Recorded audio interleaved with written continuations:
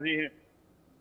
ठीक है अजय, बहुत शुक्रिया तमाम जानकारी देने के लिए। तो लोगों का भरोसा देखिए सुरक्षा बलों के प्रति बढ़ा है। देखिए प्रशासन द्वारा बनाए गए नए बंकर अब ग्रामीणों द्वारा साफ और तैयार किए जा रहे हैं। इसके पीछे की वजह यह है कि उन्हें आशंका है कि स्थिति फिर से तनावपूर्ण हो सकती है। और एक ग्रामीण ने यह कहा है कि हम पाकिस्तानी सेना पर पूरी तरीके से भरोसा नहीं करते हैं और नागरिकों को निशाना बनाया गया अतीत में, इसलिए हम तैयार रहना चाहते हैं। सुरक्षा अधिकारियों ने यह कहा है कि क्षेत्र हाई अलर्ट पर है और लगातार गश्त की जा रही है। मजबूत बंकरों से गोलीबारी और घुसपैठ से सुरक्षा मिलने की उम्मीद है। अधिकारियों ने ग्रामीणों से सतर्क रहने और पिछले ऑपरेशन के दौरान क्षतिग्रस्त घरों में किस तरीके से अब वापस से तैयार उन्हें किया जा रहा है, मजबूत किया जा रहा है। आपको इंडिया न्यूज की एक्सक्लूसिव रिपोर्ट दिखाते हैं। हमारे संवाददाता आशिक मीर की रिपोर्ट देखिए।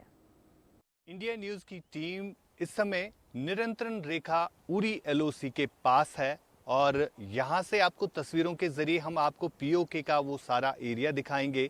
ये जो आप तस्वीरों के जरिए देख रहे हैं, बिल्कुल बीच में से जहलिम बहता है और जहलिम के उस पार जो देख रहे हैं आप, ये पीओके के वो घर है जो कि वहाँ पर कई सारे अभी एक्टिविटीज़ जो है बीते कुछ दिनों से देखने को मिल रही है। और आगे आपको तस्वीरों में फिरोज दिखाने की कोशिश करेंगे। ये जहलिम का वही पोर्शन है जो दोनों अगर हम देखें तो कश्मीर जो कि पीओके है उसको डिवाइड करता है, कश्मीर से अलग करता है।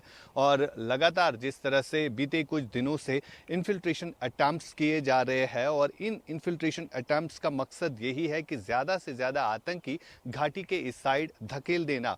फिलहाल तस्वीरों के जरिए ये खास एक्सक्लूसिव तस्वीरें इंडिया न्यूज़ पर आपको फिरोज दिखाने की कोशिश करेंगे। पीओके के कुछ घर और आगे जो आप ये घने जंगल देख रहे हैं जहां पर अभी भी कई सारे टेरर लॉन्चिंग पैड्स है और इन्हीं आतंकियों के लिए ये सेफ पैसेज भी माना जाता है। और यहाँ पर कुछ दिन पहले हमने एक वीडियो दिखाया था कि किस तरह से आतंकियों को ट्रेन किया जाता है इन्हीं घने जंगलों में और बाद में उन्हें इन्फिल्ट्रेट करके जो है घाटी में घुसेने की कोशिश लगातार की जा रही है। 2 दिन पहले कुपवारा एलओसी सेक्टर में भी इसी तरह युद्ध विराम का उल्लंघन किया गया था, जिसका जवाब भारतीय सेना ने दिया था और लगातार इस तरह की कोशिश जो है की जा रही है। जो इस तरह से ऑपरेशन सिंदूर के बाद कई सारे आतंकी ठिकाने ध्वस्त भी हुए थे और उन्हें नए सिरे से बनाने की कोशिश जो है लगातार की भी जा रही है। मेरे साथ यहाँ पर स्थानीय एक शख्स है जिनसे हम बात करेंगे और किस तरह का माहौल इस समय एलओसी पर है इनसे हम जानने की कोशिश करेंगे। आप मुझे बताइए एलओसी पर किस तरह के हालात इस समय बने हुए हैं और ऑपरेशन सिंदूर के बाद क्या कुछ देखने को मिला है अभी तक? देखिए आप सभी जानते हैं आज बखूबी के पिछले कुछ टाइम से हमारे बॉर्डर्स पे फिर से वो एक किस्म का टेंशन क्रिएट हुआ है। डिस्गस्टिंग फैक्ट मैं आपको ये बता दूं कि ऑपरेशन सिंदूर में जो पीओके में मिलिटेंट्स जो आउटफिट ऑर्गेनाइजेशंस या उनके जो सेंटर्स थे विच वर मिक्स्ड टू द मड, ये मैं कहूँगा वाया ऑपरेशन सिंदूर। डिस्गस्टिंग ये फैक्ट है कि now those people are trying to rebuild and re-establish those centers.